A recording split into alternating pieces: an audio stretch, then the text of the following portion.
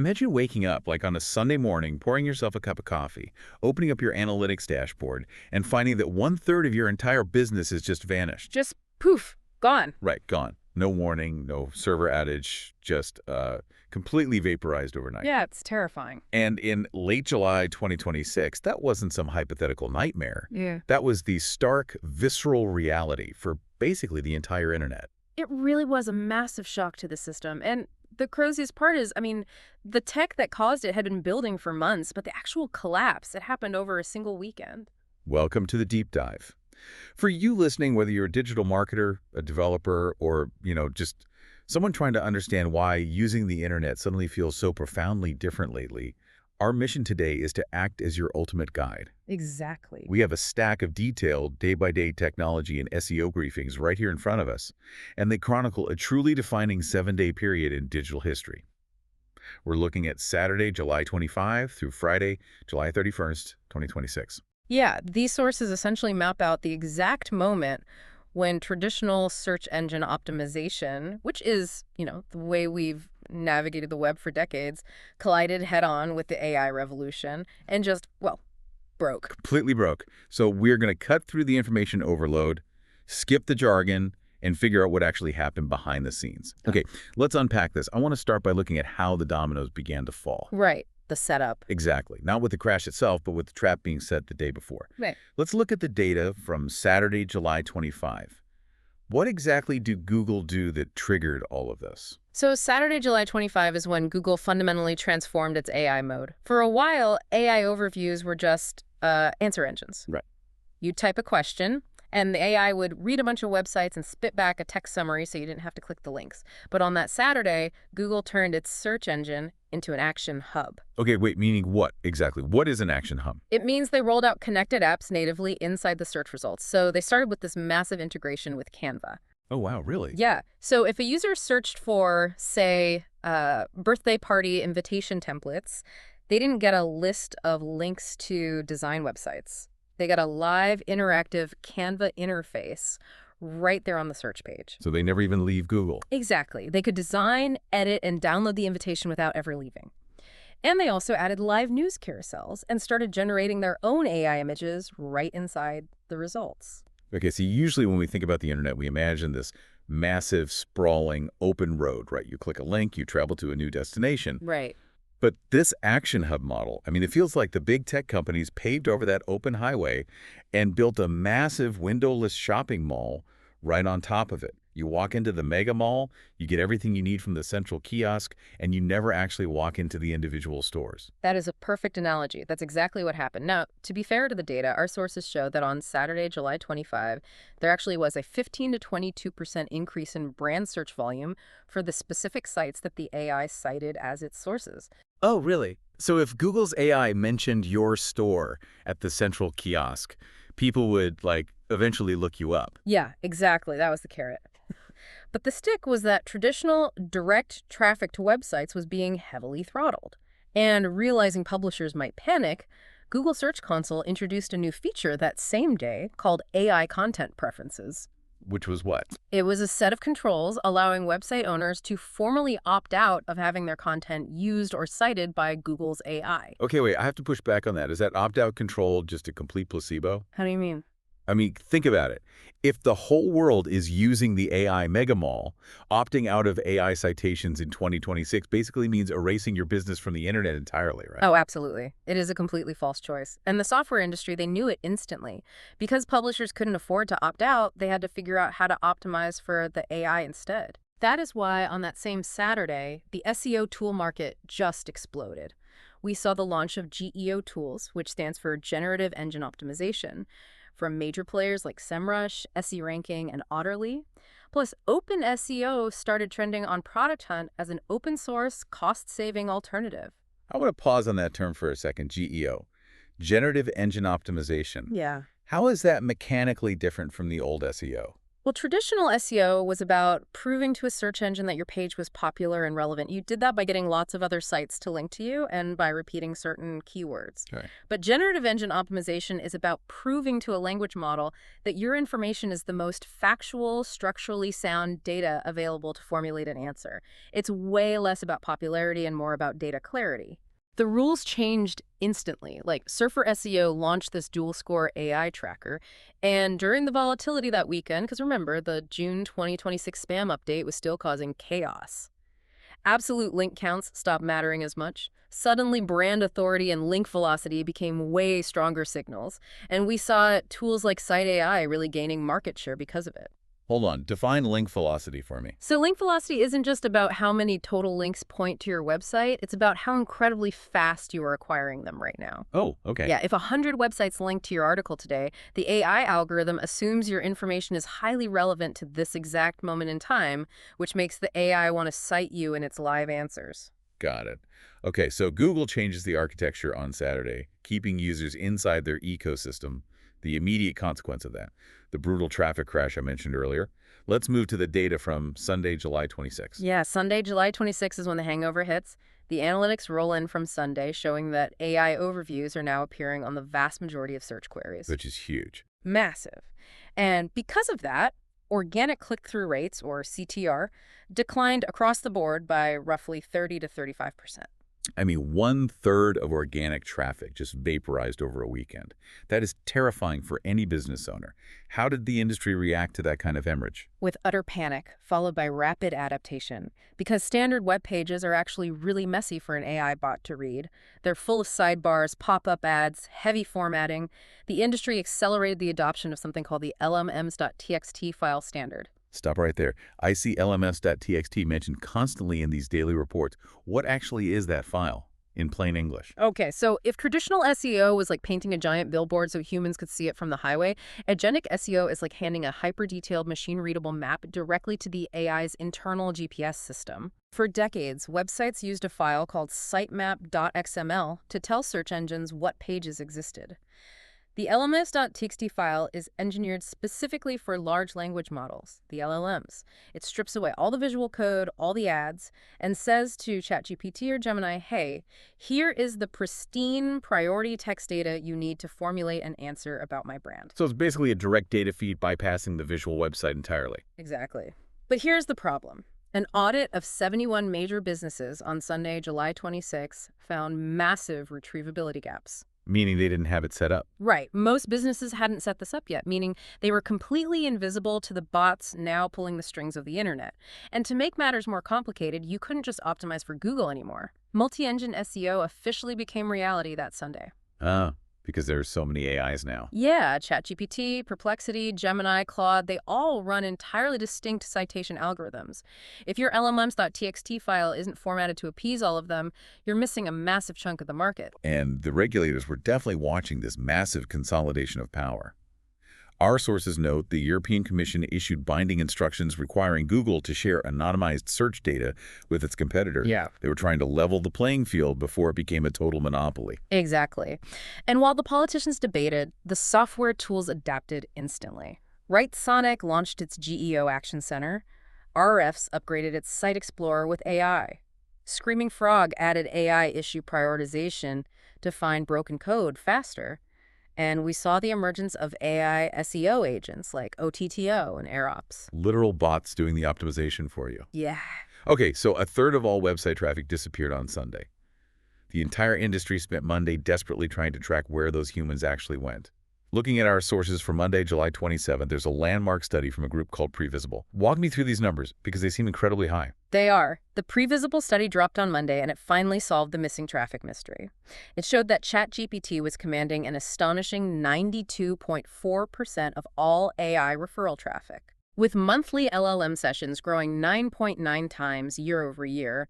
But here's the absolute kicker. 28.8% of all those ChatGPT referrals were sending users to internal search results pages on websites rather than to the actual answering pages. Wait, let me make sure I understand that. If I ask an AI for a specific pair of running shoes, instead of giving me a link to the exact shoe page to buy them, the AI is just dropping me onto Nike's homepage search bar Why is it doing that? Because the bots were getting lost. Seriously. Yeah, modern websites are incredibly complex. If the AI bot couldn't confidently locate the exact product page, it would essentially search the website's own search bar on behalf of the user and then just link the user to those internal search results. That is wild. That means if a company's internal website search function was broken or returned bad results, they were losing nearly a third of their AI-driven traffic. It made internal user interface a massive priority overnight. Precisely. And meanwhile, Claude quietly overtook Perplexity and referral traffic, and OpenAI integrated Yelp reviews into their system. Also on Monday, July 27, Google AI Overviews hit 2.5 billion monthly users. That is insane. And their AI mode passed 1 billion. Google even dropped its first official GEO guide that day, citing 5 reliable content types. And didn't Search Console launch something new too? Yeah, they launched generative AI performance reports. Plus, SEMrush released an AI visibility index analyzing 126 million prompts, finding that only 36 brands rank in the top 100 across all 4 major AI platforms. Zero-click searches surpass 2/3 of all searches. This is when relevance engineering and agentic SEO really emerge as the back-end optimization standard. This shift toward AI dominance just accelerated as the week went on. By Tuesday, July 28, Google made AI mode the default search experience worldwide. According to the Tuesday briefing, AI overviews were showing up in 43% of all searches, pushing the global zero-click rate to an estimated 93%. 93%. It's hard to even wrap your head around. A 93% zero-click rate, meaning 93 times out of 100, a human searches for something and never clicks a single link because the AI gives them the answer instantly. Yep. Now, I want to pause here for a quick impartial reporting check because the sources from Tuesday show immense tension around this. The New York Times reported that this shift was imperiling the open web because it was starving publishers of readers. Meanwhile, the tech giants were framing it as the ultimate upgrade for the user, saving everyone time. We aren't taking a side here, but for you listening, it is vital to recognize the intense friction going on. Publishers are losing their livelihoods while tech companies are prioritizing instant answers. Yeah, that friction is really the defining characteristic of this week because it immediately leads to the most important business question of Tuesday, July 28. If no one is clicking, what is an AI citation actually worth in dollars and cents? Here's where it gets really interesting. Our sources highlight an experiment published that day by an industry expert named Will Reynolds. It completely shocked the marketing world. Yeah, the data in his experiment was staggering. He showed a 1,900% month-over-month jump in ChatGPT citations for a client. A 1,900% jump in visibility. Yeah. But I'm reading the outcome here, and it resulted in almost zero actual business impact. No new customers, no sales, no revenue. So I have to challenge this whole concept. If you spend all this money optimizing your llms.txt file, you get a massive visibility boost, but nobody actually buys anything. Isn't agentic SEO just vanity metrics disguised as innovation? It is a fantastic question, and it's the exact realization the industry had on Tuesday. Being cited by an AI in a summary paragraph doesn't mean the user has any intent to visit your site or buy your product. The AI just read your article and answered their question for free. Right. That is why, later that same day, we saw Google Chrome launch experiments with agentic browsing in their Lighthouse tools to score agent readiness. Break down agentic browsing for me. So think about the difference between a bot reading a recipe and a bot actually preheating your smart oven. Agentic browsing measures whether a website's backend code is structured well enough that an AI agent can securely execute an action on your behalf. Like buying something. Exactly. Can the bot navigate your checkout cart? Can it book the flight for the user? It wasn't about getting the AI to just mention you anymore. It was about empowering the AI to transact on your site, which is why SEMrush 1 launched at $199 a month, EEAT became a hard signal, FAQ-rich results retired, and entity SEO became absolutely critical. Wow. Because if the AI can't take action, you don't get paid, which sets the stage perfectly for Wednesday, July 29 and Thursday, July 30. Tuesday's realization that AI traffic wasn't generating sales led to a radical pivot midweek. If publishers can't get clicks, they are going to demand cash up front. Let's look at Wednesday, July 29. Okay, so on Wednesday, Google expanded this default AI mode to 180 countries. They introduced the intelligent search box powered by Gemini 3.5 Flash with multimodal inputs and embedded link carousels. By this point, the click-through rate dropped to top organic results had stabilized firmly at 34.5%. So the bleeding stopped. The bleeding stopped, but the damage was permanent. In response, a massive web infrastructure company called Cloudflare made a profound move. They launched the Monetization Gateway. Let's talk about the mechanics of this gateway, because it's fascinating. The monetization gateway allowed publishers to actually charge AI bots for access to their content, right? Correct. It allowed websites to identify when an AI crawler was trying to read their articles, intercept it, and demand a micropayment for the data. To manage all this, the algorithms fully transitioned to what our Wednesday sources call entity clarity. Before we get into charging the bots, you have to explain entity clarity. We keep hearing about entity SEO replacing traditional keywords. What is an entity compared to a keyword? Well, it's the difference between a string of letters and a real-world concept. A keyword is just text the letters APPLE. To an old search engine, that could mean a fruit, a tech company, or a celebrity baby. Right, doesn't know. Exactly. An entity is a distinct, uniquely identifiable thing, a person, a place, a corporation, a concept that is tied to a specific entry in a database. AI doesn't care how many times you type the word Apple. It wants your site's code to definitively map your content to the specific entity data for Apple Inc. Oh, I see. So you have to use invisible code, which the source is called JSON LD schemas, to basically act as a blueprint. It tells the bot, hey, this number here is a price, this name here is an author, this word here is the specific corporate entity. Exactly. And tools like AirTop pioneered proactive, always-on agentic SEO to constantly feed these perfectly structured entities to the machines. SEMrush One really cemented itself as the dominant platform here. But even with perfect structure, publishers still weren't making money. So on Thursday, July 30, Cloudflare went nuclear with their monetization gateway. Thursday's briefing is incredible.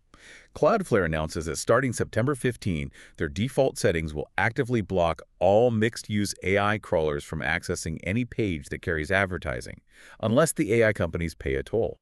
And they built this utilizing something called the HTTP 402 status code as a payment mechanism. Which is brilliant from a technical standpoint. HTTP 402 actually stands for Payment Required. It was built into the foundational code of the web decades ago by the early internet pioneers, but it was rarely ever used. Cloudflare resurrected it to serve as an automated billing system for bots.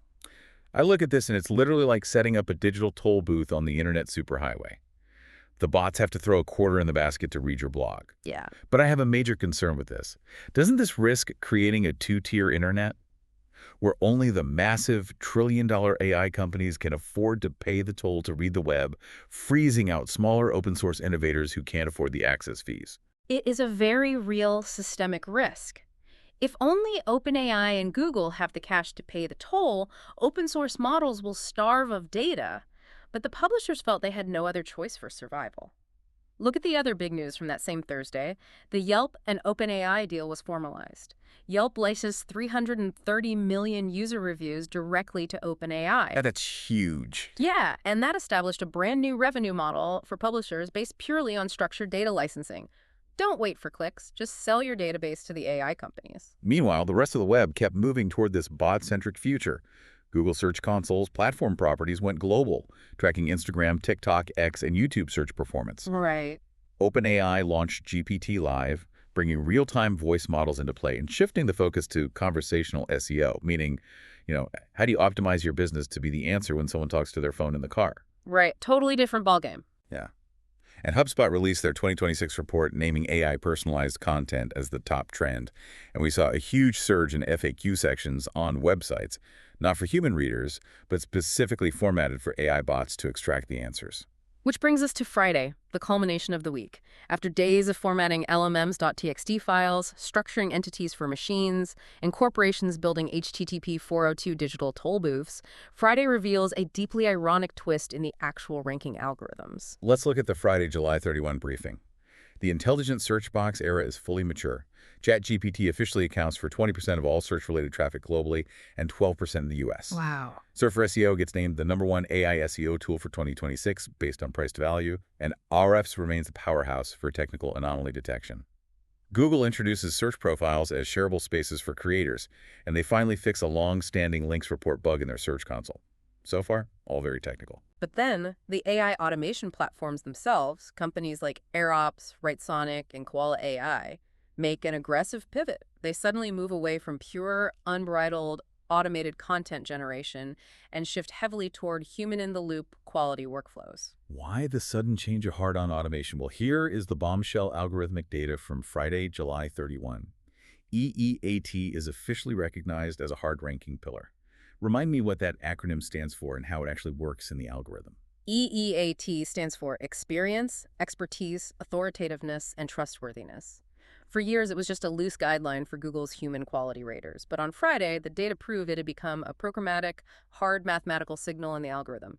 The bots were actively scanning content for proof that a real human lived the experience being written about. And the proof is in the results.